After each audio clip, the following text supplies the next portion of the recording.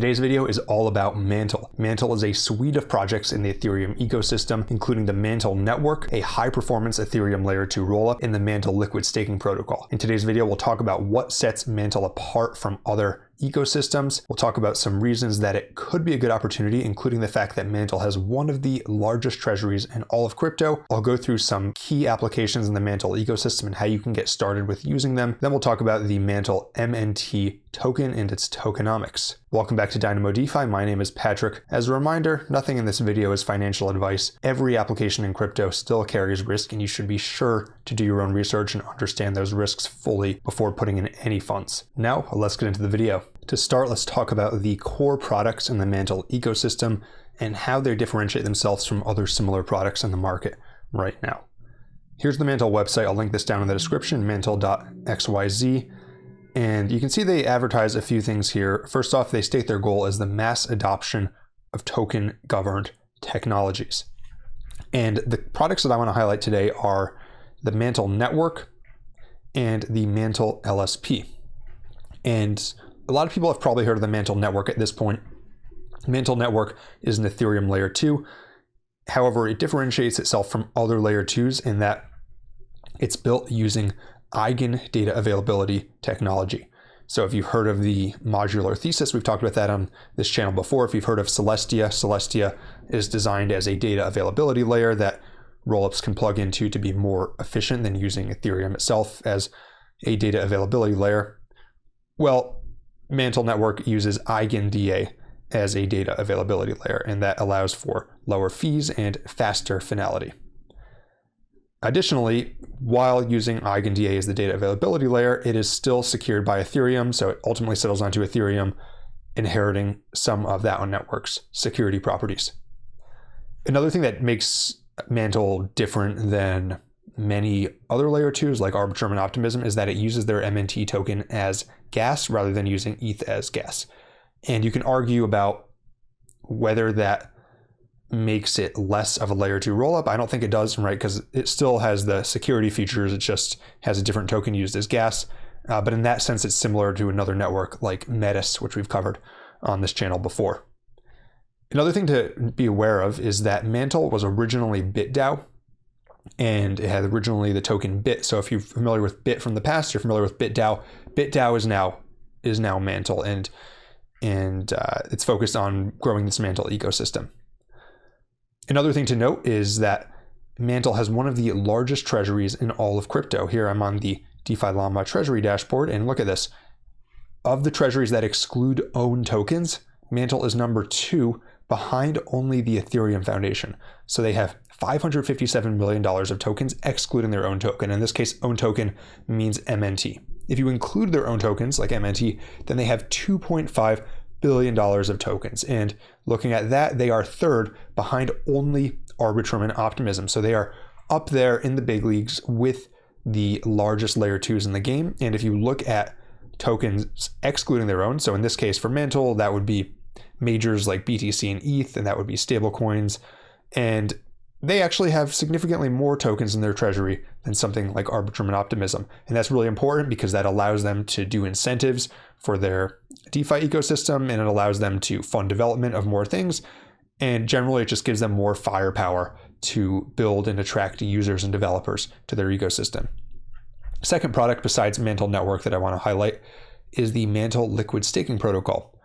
And this is an ETH liquid staking protocol, and it's one of, if not the fastest growing liquid staking protocols right now. And I believe that part of the reason for that is that they currently are incentivizing a higher yield than typical. So normally you might get something like 3-4% for staking your ETH.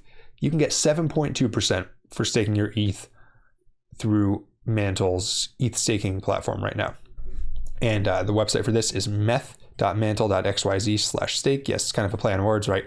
METH, Mantle ETH, and then obviously, combining that to sort of make a joke. But they've got really good yield. And again, you got to keep in mind, this is one of the largest treasuries in crypto. So although smart contracts always carry risk, it's not like you're using some completely unknown protocol by a completely unknown team. Another thing to note is that they are actually combining these two products together to make their Mantle network more attractive. When we go through the applications on Mantle in a second, what you'll see is that many of those applications actually integrate METH into the platform in addition to or in lieu of standard wrapped ETH. So that means that all of your ETH that you're using on Mantle is actually constantly earning yield. And in this case, it's constantly earning that 7.2% yield. So even if you're providing liquidity, you're trading, you're lending, you're actually earning additional yield by virtue of the fact that you are using METH for your transactions. And I think that's pretty powerful, and I think that could attract a lot of people to the ecosystem. On top of that, Mantle has partnered with Ondo Finance to create a stablecoin known as USDY. And USDY is a stablecoin that earns yield from US treasuries. In this case, that is 5.10% APY at the moment. And Mantle is making a big push to expand USDY and to have a lot of USDY as the go-to stablecoin in their ecosystem. And while you have to keep in mind, this does carry some risk. It's not decentralized, of course, because ultimately it has to involve yield from US-backed treasuries. However, it makes pretty compelling offer in comparison to other stablecoins, because now when you're using Mantle, your ETH is METH, and that's earning 7.2%. Then your stablecoins are USDY, which is earning 5.1%. So basically your core tokens that you're using in the Mantle network are constantly earning yield as you're using Mantle. And I think that's pretty powerful. And then you throw in some interesting technical elements such as this EigenDA, and I think it makes for a pretty unique and compelling layer 2. Additionally, if you look at the numbers, then you can see here that the total value locked on Mantle has in fact been growing. It is up from around 30 or 40 million in the early fall to over 120 million now. If you look at the volume, you can see that this is up significantly as well. However, it looks like it may have at least had a local peak about a week ago. From the time I'm recording this video, we'll have to see whether that can recover as the market continues to get more active. Oftentimes things can have lull periods around the holidays, so we'll have to wait and see. If all this is interesting to you and you want to start using Mantle, then the official Mantle bridge is bridge.mantle.xyz. This is from Ethereum mainnet over to Mantle. And now note here, you will have to bridge over the MNT token. And the reason you have to bridge over the MNT token is that you use Mantle, MNT, as gas on the network. So just know you're going to have to bridge that over. It's kind of inconvenient because you're going to have to acquire MNT on Ethereum mainnet and then bridge it over. An alternative is that Trader Joe, which is, we'll talk about this in a second, they recently deployed an exchange on Mantle. They built a bridge as well that can go from BNB, Arbitrum, or Avalanche to Mantle. And with this Trader Joe bridge, then when you choose to bridge funds over, let's see, then you can choose to add gas on the destination. So in this case, if you're using Trader Joe bridge, which I'll link down in the description, you can actually convert some of the funds you're bridging to gas. So I think this is going to be easier in general than using the Mantle bridge. However, know that this is the official bridge. As far as the ecosystem on Mantle, they have a lot of things here. We can see them on DeFi Llama. There's about 20 some that actually have any total value locked. The largest that you need to know about is Lendl, is the largest money market on Mantle with almost $8 million of liquidity right now. You can see here, these are the largest markets. And again, note they have that METH market, and you can see they have some incentives with their lend tokens here, making it potentially even profitable to borrow tokens on their network, or at a minimum, break even when you're borrowing tokens on their protocol. However, note that doesn't mean it's without risk. This is still a relatively small application. The largest DEX on Mantle right now is this Agni, AMM, $44 million of total value locked. If we look at some of their options here, let's look at their dashboard, then we can see here, they have among their top pairs, they've got METH wrapped ETH. So again, that's that yield earning ETH. They have USDC, USDY. Again, that's the yield earning stablecoin. Then of course they have lots of variations of other stablecoins as well as the Mantle token. Another DEX that I would call your attention to is Merchant Mo. Merchant Mo is the Trader Joe DEX on Mantle. It was just launched recently with a Mo airdrop. for Joe stakers. So if you have any Joe, you've got an airdrop waiting for you.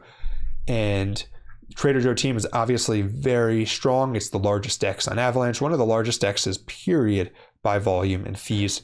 And they've launched an entirely separate application on Mantle. It's ultimately going to have an independent team. It has an independent token.